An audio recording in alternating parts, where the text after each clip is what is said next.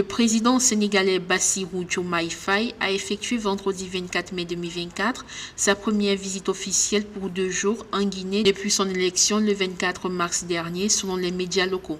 Après sa visite au Cap-Vert, le chef de l'État a poursuivi son agenda de rencontres en se rendant en République de Guinée. À son arrivée, le président Diomaye Faye a été accueilli par son homologue Mamadi Doumbouya. Cette visite à Conakry vise à renforcer les relations d'amitié et de coopération entre les deux pays, démontrant ainsi l'engagement continu en faveur d'une collaboration fructueuse et mutuellement bénéfique.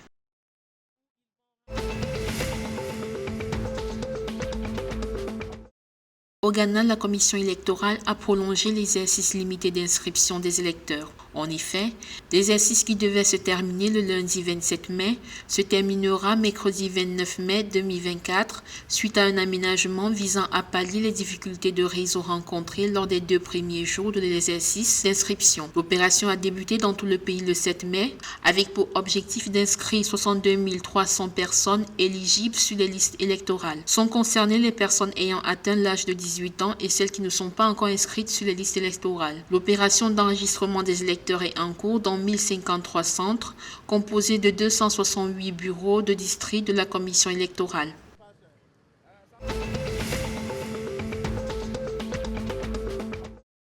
Le vice-président Kashim Shettima a déclaré lors d'un congrès sur la transition énergétique dans une économie dépendante du pétrole que le financement de la transition énergétique dans le pays nécessiterait des investissements de plus de 10 milliards de dollars par an jusqu'en 2060. Selon Kashim Shettima, la majorité du financement proviendrait nécessairement du secteur privé, notamment via des initiatives visant à accéder au marché du carbone à haute intégrité.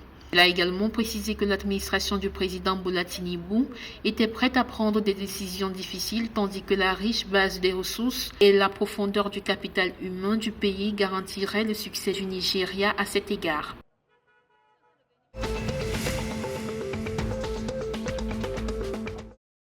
Le président de la transition du Burkina Faso, Ibrahima Traoré, a échangé jeudi 23 mai 2024 avec les volontaires de la défense de la patrie, VDP.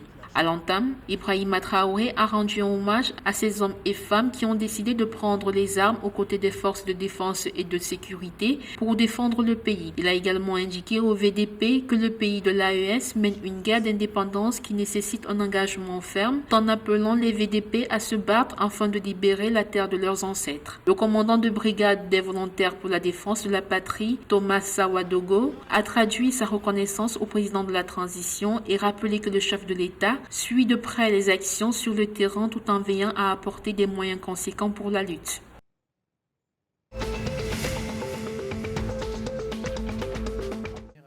Le basketteur sénégalais Alkali Ndour a remporté le prix Ubuntu 2024, a annoncé la Ligue africaine de basket samedi 25 mai à Kigali. Ce prix récompense le joueur de la balle qui a déployé des efforts et eu un impact exceptionnel sur la communauté au cours de la saison. Rappelons que ce trophée remis depuis 2021 récompense l'impact positif des joueurs en dehors du terrain. En plus d'être l'initiateur du tournoi de basket Kaile Nufo, Alkali Ndour est aussi connu pour ses dons alimentaires, notamment lors du mois de Ramadan.